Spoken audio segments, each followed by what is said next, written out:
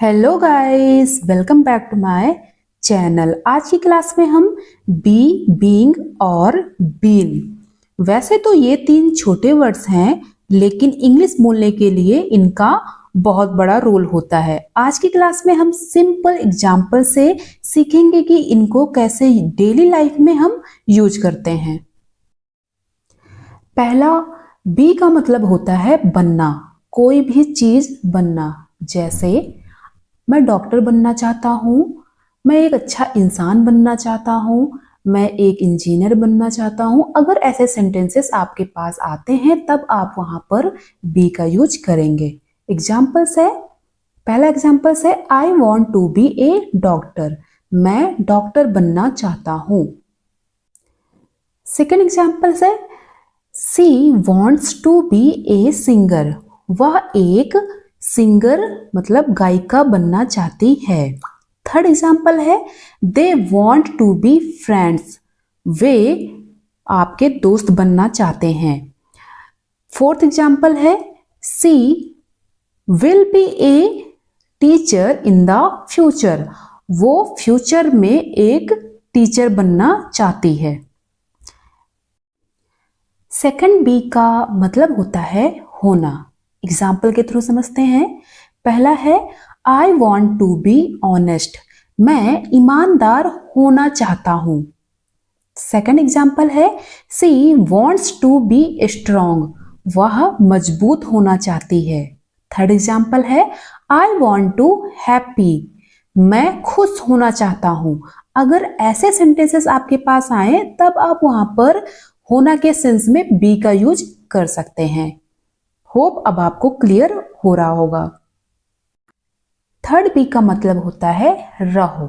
जैसे चुप रहो, खुश रहो, मजबूत रहो। एग्जाम्पल्स हैं, पहला है बी क्वाइट, चुप रहो। सेकंड है बी स्ट्रॉन्ग, मजबूत रहो। थर्ड एग्जाम्पल है बी हैप्पी ऑलवेज, हमेशा खुश रहो। फोर्थ एग्जाम्पल है be honest with your work, अपने काम के प्रति ईमानदार रहो। अब बारी आती है बीइंग की। तो यहां पर पहले बीइंग का मतलब होता है के नाते। एग्जाम्पल के थ्रू समझते हैं।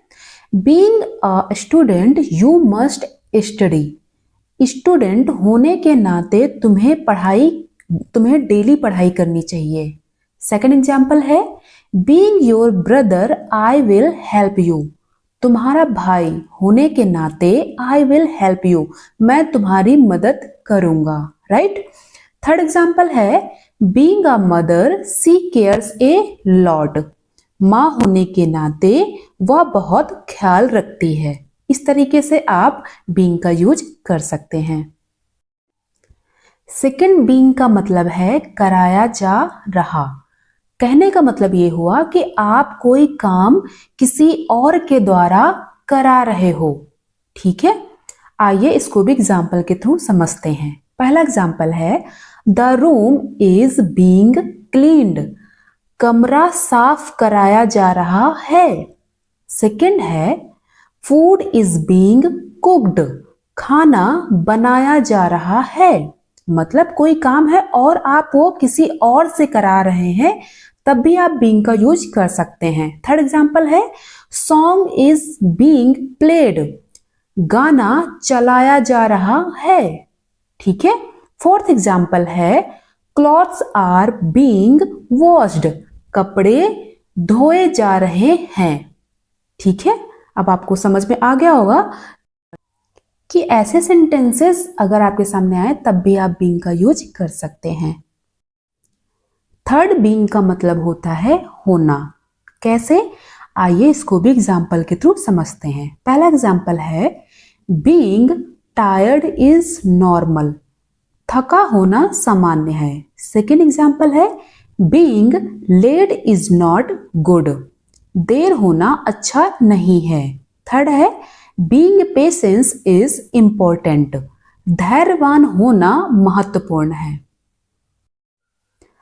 अब हम बात करेंगे बीन के बारे में।